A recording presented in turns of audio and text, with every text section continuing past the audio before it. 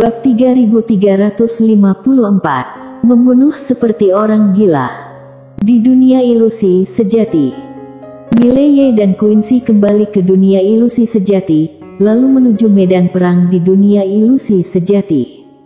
Di atas medan perang itu, sebuah formasi teleportasi besar muncul tanpa diketahui kapan. Di dalam formasi teleportasi itu, seperti pusaran besar yang sangat misterius. Pada saat itu, Ketua Istana Utara tiba-tiba muncul di depan Mileye dan Quincy, dengan suara serius. Ini muncul 1 jam yang lalu. 1 jam yang lalu. Mileye tersenyum, mereka sepertinya akan melancarkan serangan umum. Ketua Istana Utara menggeleng, tidak tahu. Tapi pasti bukan hal yang baik. Mileye mengangguk ringan, ia melihat ke arah pusaran itu, membuka telapak tangannya dan pedang biru gaib muncul di tangannya. Dia hendak menyerang ke dalamnya, ketika tiba-tiba Quincy menahan lengannya. Mileye menatap Quincy, dan Quincy tersenyum tipis. Aku yang duluan. Mileye tersenyum, aku yang duluan ya. Quincy ragu sejenak, lalu berkata, berhati-hatilah. Mileye mengangguk, melangkah maju dan dengan 1 langkah, seberkas cahaya pedang langsung merobek medan perang, menembus pusaran hitam itu dalam sekejap. Quincy melihat pusaran hitam itu dan tangan jadinya perlahan merenggang. Namun pada saat ini, di dalam pusaran hitam itu, serangkaian jeritan menyayat hati terus terdengar, kemudian kepala-kepala berdarah terlepas dari dalamnya. Melihat adegan ini, Ketua Istana Utara terlihat terkejut. Kekuatan Tuan Muda Ye ini, dibandingkan dengan awalnya, jauh lebih kuat. Sekarang, mengalahkan dewa pembunuh seperti membunuh ayam. Quincy terus memperhatikan pusaran hitam itu dan pada saat yang sama, kapal perang muncul di sekelilingnya, hampir 100.000 kapal. Melihat adegan ini, Ketua Istana Utara langsung berkeringat dingin. Dahulu kala, dia sudah pernah melihat kengerian kapal-kapal perang ini, sungguh tak masuk akal. Dentuman. Pada saat itu, pusaran hitam tiba-tiba berubah menjadi merah darah, sementara itu, jiwa pembunuhan yang mengerikan dan energi jahat meluap keluar darinya. Melihat adegan ini, Ketua Istana Utara terlihat terkejut, apakah ini tanda kegilaan pembunuhan? Quincy terus memandangi pusaran hitam itu, tetapi tetap bungkam. Dentuman. Pada saat itu, dari dalam pusaran hitam itu terdengar suara ledakan yang menggelegar dan seketika itu juga, ratusan kepala berdarah terlepas dengan seiringnya. Melihat adegan ini, wajah Ketua Istana Utara semakin serius. Master pedang dunia ini benar-benar tangguh. Beruntunglah dia bersikap patuh pada awalnya, jika tidak, mungkin makamnya sudah ditumbuhi rumput setinggi beberapa meter. Gemuruh. Pada saat itu, dari dalam pusaran hitam itu, suara gemerincing pedang tiba-tiba terdengar dan kemudian, kepala-kepala dewa berdarah terlepas dari dalamnya. Tidak diketahui berapa lama, formasi teleportasi mulai berangsur-angsur tampak ilusi dan pada saat itu, Mileye perlahan-lahan muncul darinya. Pada saat ini, Mileye berpakaian merah darah dari kepala hingga kaki, rambut merah darah dan jubah panjang yang sama merahnya. Di matanya, tampak lautan darah. Pada saat Mileye baru saja muncul, aura pembunuhan yang menakutkan segera menyebar ke seluruh medan nyata ilusi. Mengerikan. Ketua Istana Utara melihat Mileye, matanya penuh dengan ketakutan. Berapa banyak orang yang telah dibunuh oleh Tuan Muda Ye di dalam?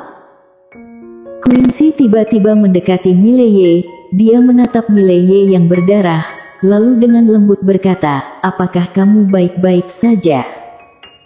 Mileye menggelengkan kepala, beruntunglah. Setelah berkata demikian, tiba-tiba ia berbalik dan melihat ke arah formasi teleportasi yang hampir menghilang dan tertawa besar. Sayang sekali, dewa-dewa begitu sedikit, tidak cukup memuaskan. Dia menyadari bahwa setelah garis keturunan iblis gila diaktifkan, niat pembunuhan itu terlalu kuat. Quincy hendak berbicara, tetapi pada saat itu, mata Mileye tiba-tiba menyusut. Ia tiba-tiba menarik Quincy ke belakangnya, lalu dengan pedangnya, ia melancarkan satu tebas ke depan. Gemuruh. Sebuah suara gemerincing pedang dan cahaya pedang berwarna darah tiba-tiba meletup dari depan Mileye, dan hampir bersamaan, tangan hitam meluncur keluar dari pusaran hitam. Dentuman. Dalam sekejap, cahaya darah dan cahaya pedang tiba-tiba hancur dan pada saat berikutnya, kekuatan yang kuat langsung memaksa Mileye dan Quincy mundur beberapa puluh ribu yard. Setelah berhenti, Mileye mengangkat kepala dan melihat ke arah pintu pusaran. Seorang pria berpakaian hitam dengan perlahan melangkah keluar, tidak jauh di belakangnya, seorang pria paruh baya mengikuti dan orang ini adalah Raja Dosa. Raja Dosa melirik Mileye yang berada di kejauhan, kemudian mundur beberapa langkah, siap untuk kabur. Pria berpakaian hitam menatap Mileye, "Kamu memang bisa bertarung, ya?" Saat kata-kata itu diucapkan, Mileye tiba-tiba meluncur ke depan, kedua tangannya menggenggam pedang dan dengan tiba-tiba melakukan satu sayatan ke depan. Pria berpakaian hitam mengangkat lengan kanannya secara langsung. Dentuman. Tiba-tiba, satu sinar cahaya hitam dan cahaya pedang meletup dari sekitar Mileye dan pria berpakaian hitam. Dalam sekejap, seluruh medan ilusi langsung berubah menjadi ketiadaan. Tempat ini tunduk pada aturan hukum nyata ilusi, oleh karena itu, setelah ruang waktu terpecah, tidak butuh waktu lama untuk pulih. Di dalam ruang waktu yang tak berujung dan gelap, pria berpakaian hitam dengan susah payah menahan serangan pedang Mileye. Pada saat ini, Mileye tiba-tiba menekan kedua tangannya yang memegang pedang. Dentuman. Pria berpakaian hitam langsung mundur puluhan ribu yard. Begitu berhenti, Mileye segera berlari ke arahnya, lalu dengan pedangnya, ia melancarkan satu tebas. Dalam pedang biru gaibnya, pedang dunia seperti air pasang yang tak berujung mengalir keluar. Gemuruh. Dalam sekejap, pria berpakaian hitam langsung terpental puluhan ribu yard dan pada saat yang sama, cahaya pedang yang lain datang menyerang. Melihat adegan ini, sorot ganas terlintas di mata pria berpakaian hitam. Dia mengejek, kemudian menghantamkan kakinya ke tanah dan dari dalam tubuhnya, berbagai gas hitam meletus. Dentuman. Suara ledakan yang menggelegar tiba-tiba terdengar dari dalam ruang waktu yang gelap dan tak berujung ini. Segera setelah itu, Mileye dan pria berpakaian hitam bersama-sama mundur beberapa kali lipat. Namun, selama proses mundur, pedang biru gaib yang dibawa oleh Mileye membawa jutaan pedang dunia langsung menyerang pria berpakaian hitam. Pria berpakaian hitam mengubah wajahnya dengan cepat, meraih ke depan dengan tangan kanannya, dan tiba-tiba, berbagai gas hitam misterius membanjiri dari telapak tangannya. Di dalam gas hitam tersebut, terdengar suara raungan yang menakutkan. Dentuman. Tiba-tiba, gas hitam itu mulai menyerap ke jiwa pedang dunia Mileye yang tak terhitung jumlahnya. Melihat adegan ini, Quincy di luar tiba-tiba mengerutkan kening.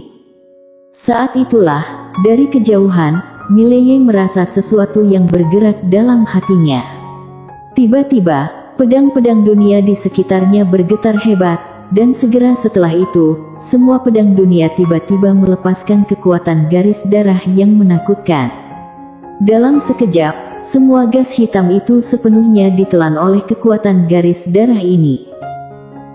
Melihat adegan ini, ekspresi pria berpakaian hitam berubah drastis. Mencoba untuk mundur, tetapi pada saat itu, Mileye yang berada di kejauhan tiba-tiba menghilang dari tempatnya dan muncul di depannya.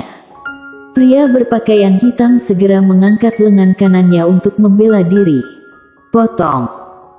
Suara Mileye tiba-tiba terdengar dari dalam ruang waktu yang gelap dan seiring dengan satu tebas dari Mileye, lengan kanan pria berpakaian hitam langsung hancur. Pada saat yang sama, pedang biru gaib menembus di antara alis pria berpakaian hitam.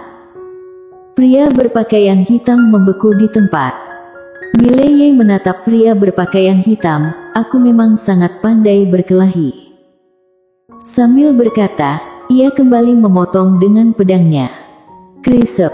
Kepala pria berpakaian hitam langsung terlepas.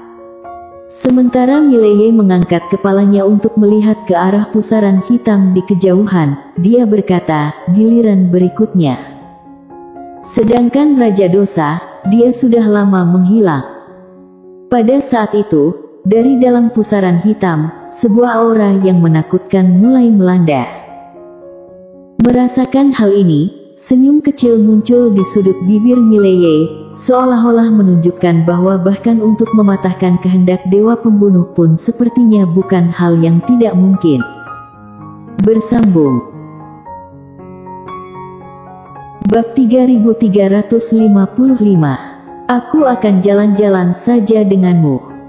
Di sisi lain, Ketua Istana Utara memandang Mileye dengan ekspresi yang sangat serius. Mileye sekarang adalah seorang Bloodman, kekuatan pembunuhan yang memancar dari seluruh tubuhnya begitu kuat, sehingga sulit untuk diungkapkan dengan kata-kata. Bisa dikatakan bahwa beberapa master yang sedikit lebih lemah mendekati Mileye, tanpa perlu Mileye melakukan tindakan, kekuatan pembunuhan yang dipancarkannya sudah cukup untuk dengan mudah memusnahkan mereka. Quincy melihat Mileye dengan raut wajah yang agak khawatir. Kekuatan garis darah iblis gila terlalu kuat sampai Mileye sendiri mungkin tidak dapat sepenuhnya mengendalikannya. Begitu masuk ke dalam keadaan iblis gila yang sebenarnya, itu pasti bukan hal yang baik. Pada saat itu, dari dalam pusaran hitam, seorang pria paruh baya melangkah keluar dengan perlahan. Pria paruh baya ini mengenakan jubah putih sederhana, rambut panjangnya berkibar di belakangnya dan di tangannya, ia memegang sebatang tombak panjang. Saat pria paruh baya itu muncul, medan nyata ilusi pulih kembali tiba-tiba terlihat sangat ilusif. Quincy melihat pria paruh baya tersebut dan mengernyitkan kening. Ini adalah seorang master yang datang dengan niat yang serius. Pria paruh baya menatap Mileye, tersenyum ringan. Pada masa lalu, ada pemilik besar kebenaran agung dan sekarang ada kamu, master pedang dunia ini. Aku harus mengakui, semesta ini benar-benar tangguh. Kami telah menghabiskan begitu banyak tahun, namun belum bisa mengatasi kalian. Mileye mengangkat sudut mulutnya dengan senyuman yang sangat aneh. Kenapa perlu banyak omong? Kalau begitu, mari bertarung. Setelah berkata demikian, tiba-tiba dia menghilang dari tempatnya. Suara berciut. Seketika, ruang waktu di arena pertempuran terbelah dan segera setelahnya, sebilah pedang darah muncul di depan pria paruh baya. Pria paruh baya itu mengernyitkan mata sedikit dan mengangkat tangan, menusukkan tombaknya ke arah pedang tersebut. Terlihat sebagai tusukan yang biasa, tapi dentuman. Dengan tusukan yang dilancarkan, Mileye segera dipaksa mundur ke tempat asalnya. Setelah berhenti, Mileye menatap lengan kanannya yang telah terbelah, darah segar terus mengalir. Pria paruh baya itu tersenyum ringan, hanya ini saja. Mileye tiba-tiba melangkah menuju pria paruh baya dengan langkah pelan. Dalam satu langkah ini, tiba-tiba ledakan kekuatan pembunuhan pedang dunia meletus dari dalam dirinya, berkumpul dan membentuk pedang dunia. Sejenak kemudian, pedang dunia itu terbang menuju pria paruh baya. Pria paruh baya itu tetap tenang dan kembali menikam dengan tombaknya. Dentuman. Tusukan ini dengan keras menghentikan pedang dunia tersebut. Pada saat yang sama, Mileye tiba-tiba muncul di depan pria paruh baya dan dalam sekejap, puluhan ribu pedang dunia berkumpul dan menyatu di dalam pedang biru gaib milik Mileye. Pria paruh baya itu mengernyitkan mata sedikit dan tangan kanannya tiba-tiba berputar ke depan, melepaskan kekuatan yang kuat. Gemuruh. Dalam sekejap, secercah cahaya pedang dan cahaya tombak tiba-tiba meletup di depan kedua orang tersebut. Keduanya mundur secara bersamaan dan selama proses mundur, pedang dunia yang dipegang oleh Mileye tiba-tiba menghilang. Di kejauhan, pria paruh baya itu menunjukkan senyuman kejam di matanya. Dia mengayunkan tombak di tangannya, dan dalam sekejap, ribuan sinar tombak seperti air pasang melanda. Dentuman. Ketika cahaya tombak dan cahaya pedang bertabrakan, pada saat itu juga, gelombang kejut yang mengerikan segera merambat, dengan cepat mencapai jarak puluhan juta mil. Tidak hanya seluruh medan pertempuran ilusi, tetapi bahkan seluruh dunia ilusi juga terpengaruh oleh gelombang kejut ini. Setelah gelombang kejut reda, di tengah medan pertempuran, Mileye dan pria paruh baya saling berhadapan dari kejauhan. Pria paruh baya menatap Mileye dengan ekspresi serius kali ini, sementara tombak panjang di tangannya sudah penuh retak. Senjata hampir rusak. Pria paruh baya mengejek, "Kamu hanya punya pedang bagus itu saja." Taktik provokasi. Mileye tersenyum sinis, "Apakah kamu mencoba memprovokasiku dengan kata-kata, lalu membuatku melepaskan pedang ini dan bertarung satu lawan satu denganmu?" Pria paruh baya menatap Mileye, hendak berbicara, tetapi Mileye tiba-tiba menggeleng, "Aku tidak menyangka, kamu begitu bodoh, bahkan lebih bodoh dari Raja Dosa." Saat itu, Raja Dosa tiba-tiba muncul dari pusaran hitam, memandang tajam ke arah Mileye. "Raja pengandal dukungan, aku tidak pernah mengatakan bahwa menggunakan pedang tidak boleh." Mileye melirik Raja pengandal dukungan, "Apakah kamu membawanya ke sini setiap kali? Selalu kamu yang membawanya." Raja Dosa dengan tenang berkata, "Dia adalah roh dewa dari dunia asli, mendengar bahwa kamu sombong, jadi dia ingin bertemu denganmu." Sambil berhenti sejenak, ia melanjutkan, "Aku hanya membawanya ke sini." Mileye menatap roh dewa, yang hendak berbicara. Tiba-tiba Mileye berkata, "Kamu hanya banyak bicara." Dengan itu, tiba-tiba dia menghilang dari tempatnya. Di depan roh dewa, cahaya pedang Tao tiba-tiba muncul menembus ruang. Roh dewa menunjukkan senyuman kejam di matanya. Dia melangkah maju, tangan kanannya terbuka, tiba-tiba, sebuah tombak panjang ilusi melesat keluar dari telapak tangannya. Dentuman. Tombak panjang ilusi baru saja menyentuh pedang biru gaib milik Mileye, tiba-tiba gemetar hebat, kemudian langsung hancur berkeping-keping. Tetapi pada saat yang sama, roh dewa tiba-tiba mendekati dengan cepat dan dengan selisih sejengkal menghindari serangan mematikan Mileye. Kemudian, dengan keras, dia menyikuk ke arah dagu Mileye. Pertarungan jarak dekat. Mileye juga merespon dengan sangat cepat, melepaskan tangan kanannya dari pedang biru gaib, kemudian dengan cepat menekan ke bawah dan pada saat Mileye melepaskan pedang biru gaib, pedang itu malah menyerang dengan tajam. Bang! Suara menusuk terdengar. Mileye langsung terpental ke ribuan yard jauhnya oleh kekuatan yang sangat kuat. Namun, roh dewa malah tertusuk oleh pedang biru gaib Mileye, terdiam di tempatnya. Roh dewa terpaku di tempat. Dia tidak menyangka bahwa pedang Mileye akan menyerang dengan sendirinya. Dengan cepat, roh dewa mulai merasakan ketakutan. Nafas kematian. Pada saat itu, dia benar-benar merasakan kematian. Pedang ini benar-benar mampu menembus tubuh bayangan mereka dan membunuh tubuh utama mereka. Roh dewa menatap Mileye yang berada di kejauhan, hendak berkata-kata, tetapi pada saat itu, Mileye tiba-tiba muncul di depannya, lalu berkata, "Diam." Dengan itu, dia menggerakkan jarinya. Swiss.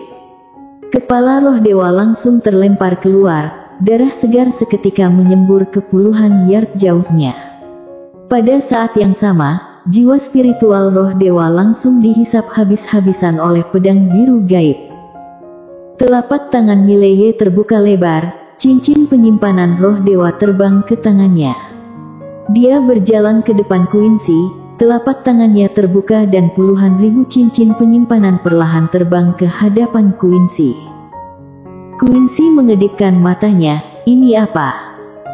Mileye tenang berkata, "Baru saja aku membunuh dewa di dalam sana, cincin penyimpanan mereka berisi energi roh."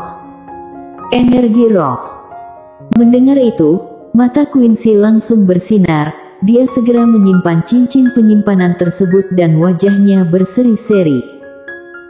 Mileye menggelengkan kepala sambil tersenyum, lalu berbalik melihat ke kejauhan, di mana pusaran hitam mulai perlahan-lahan menghilang. Tiba-tiba, Mileye berkata, "Queen, teliti energi roh dalam cincin penyimpanan itu, lihat apakah ada makhluk spiritual dari tempat lain." Quincy langsung menjawab, "Ada." Mileye menatap Quincy, dan Quincy tersenyum, "Aku tahu apa yang kamu pikirkan. Aku bisa pastikan bahwa di luar dunia sejati itu, pasti ada kosmos yang lebih luas. Tentu saja, kami tidak tahu apakah makhluk spiritual ini merupakan peradaban hidup tertinggi di sana." Mileye hanya terdiam. Quincy melanjutkan, "Selain itu, dari nada bicara mereka, sepertinya alam semesta kita hanyalah salah satu dari banyak alam semesta yang mereka rebut, dan mereka pasti juga berperang di alam semesta lain di luar sana. Namun, dengan situasi saat ini, sepertinya mereka adalah makhluk puncak dalam rantai kehidupan alam semesta." Mileye menggeleng sambil tersenyum. Quincy menatap Mileye, "Apakah kamu tertarik untuk menaklukkan alam semesta mereka?" Mileye malah menggeleng, "Tidak tertarik." Quincy terkejut. Mileye berkata, "Cukup menjaga alam semesta ini saja." Quincy mengangguk, "Baiklah." Mileye menatap Quincy, mau keluar dan melihat-lihat. Quincy memikirkannya sejenak, lalu berkata, "Mungkin iya." Mileye tertawa, "Nanti kalau ada kesempatan, aku akan menemanimu keluar." Quincy tersenyum, "Bagus." Mileye berbisik, "Roh dewa tadi, pasti bukan yang terkuat. Kekuatanku masih jauh dari cukup." Quincy tersenyum, "Jangan memberi dirimu tekanan besar. Kamu tidak sendirian dalam perjuangan ini, kan masih ada kita." Mileye tertawa, "Benar juga. Kali ini, kita akan berjuang bersama." Saat itu, tiba-tiba Raja Dosa muncul kembali. Mileye menatap Raja Dosa, mata setengah terpejam. Raja Dosa segera berkata, "Raja pengandal dukungan, aku datang untuk membicarakan sesuatu denganmu." Mileye dengan tenang bertanya, "Apa yang ingin dibicarakan?" Raja Dosa ragu sejenak, lalu berkata, "Aku berpikir, kita bisa bekerja sama." Mileye menatap Raja Dosa, "Bekerja sama?" Raja Dosa cepat mengangguk, "Ya. Jadi, aku akan membawa beberapa roh dewa yang lemah untuk kamu bunuh. Setelah dibunuh, kamu berikan separuh dari energi roh kepadaku, bagaimana?" Mileye menatap tajam Raja Dosa tanpa berkata-kata. Raja Dosa serius berkata, "Aku sungguh-sungguh." Mileye tenang, "Beri aku satu alasan." Raja Dosa dengan serius menjawab, "Aku tidak bisa bertahan di sana. Lihatlah, aku hampir menjadi buronan saja. Jadi, kupikir kita bisa bekerja sama." Quincy tiba-tiba bertanya, "Kenapa kamu tidak bisa bertahan di sana?" Raja Dosa tersenyum getir, "Aku gagal dalam misi saya. Aku memberitahu mereka bahwa kamu sangat kuat, bahwa kita harus membunuhmu, tetapi mereka tidak percaya. Mereka benar-benar tidak percaya. Ini seperti mainan yang akan berakhir buruk jika terus berlanjut. Jadi, aku memilih untuk bergabung denganmu. Setidaknya, kamu terlihat cerdas." Bersambung.